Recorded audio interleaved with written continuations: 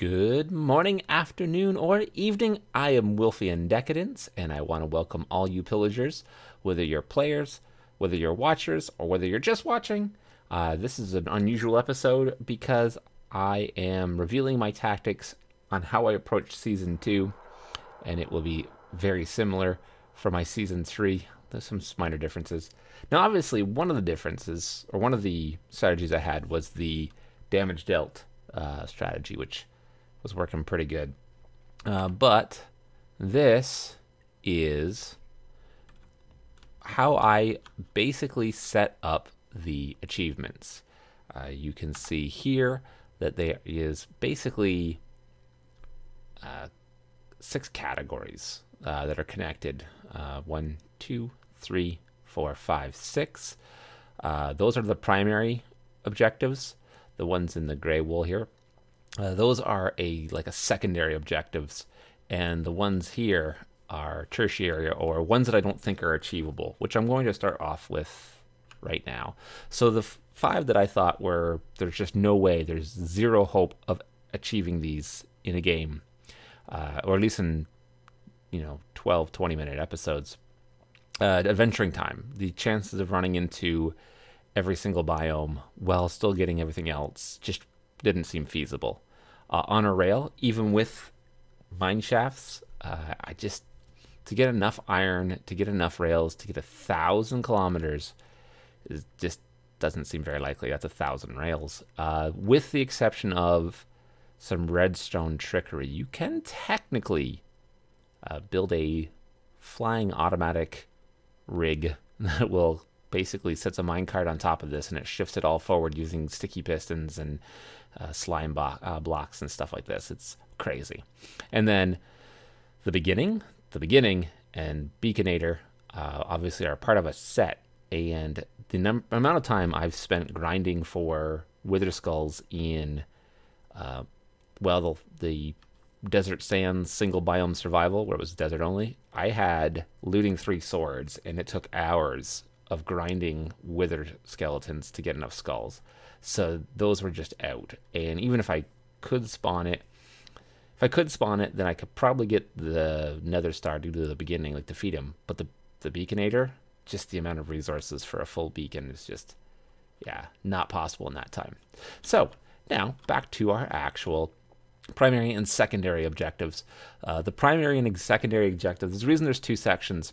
The secondary ones are a lot of cases based on a bit of luck, which I'll go over after I go over the primary. So, of course, the red section is my section 1. Section 1 just flows right into each other. It's a vertical, all connected straight down. Taking inventory, sorry about that. Getting wood, benchmarking, time to mine. Everyone knows those. That's the order I did them in. And I do them in that order because once you have time to mine, you can then go ahead and just go straight to stone stuff, which is fairly useful, and it creates these 4 that you do all at one time. You can do them one set. You just got your crafting table down, grab some stone, slam out those 4 all at once. They then jump into their own categories. So, for example, actually, let's start on this side.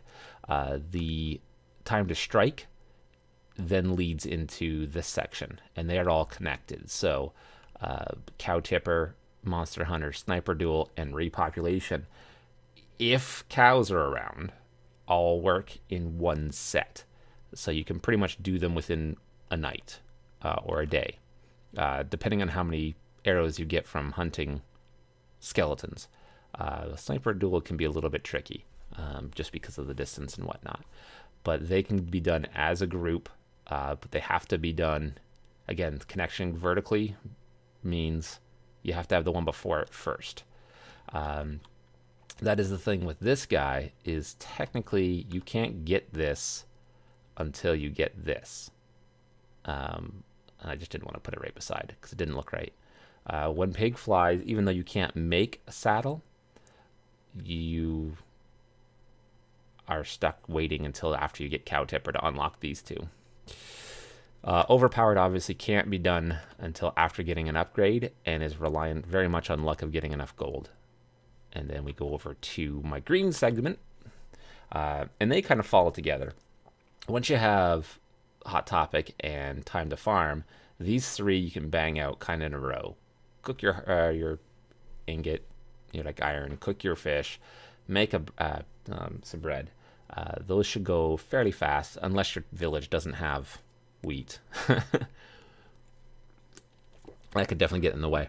And therefore, of course, the reason the lie is over here is because you have to have gotten Time to Farm to unlock that row. And it is in gray because you have to have luck of having cows and chickens for the eggs and the milk. So then you go down, and of course, diamonds starts a vertical row as well as a horizontal row. These rows should, if you get enough diamonds, knock themselves off all in a row. Bam, bam, bam, bam, bam. Vertical is usually really fast, really one right after the other.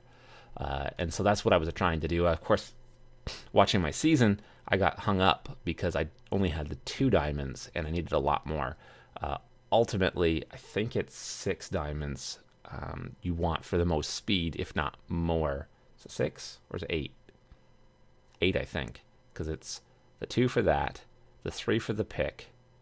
So that's 5, 6, 7. So 7, because you want to come down just straight down. Once you hit diamonds, you do unlock this horizontal. Again, horizontal here is diamonds to you, which we know how long it took me to get that for some reason. And we need to go deeper, which starts the next set. And then down, of course, to librarian, which leads immediately to overkill. Even though technically, if you look at the achievement grid, these are on either side of this, and you can do them in any order. In order to get overkill, you really want to enchant first. It's pretty hard not to do it any other way. You want to definitely get that enchanted up. So then over here, my final category 6, section 6 is one of the later level stuff. And of course, obviously, we need to go deeper, leads to return to sender. And technically, I think this actually probably belongs in the gray category. I've marked it in blue, but the luck of finding a fortress is pretty hit and miss, and it really probably should be in the gray. If that's the case, that's okay too, because that's the big thing, obviously. In order to get to, you need the blaze rod to make the brewing stand, and then you need all the blazes to get to the end.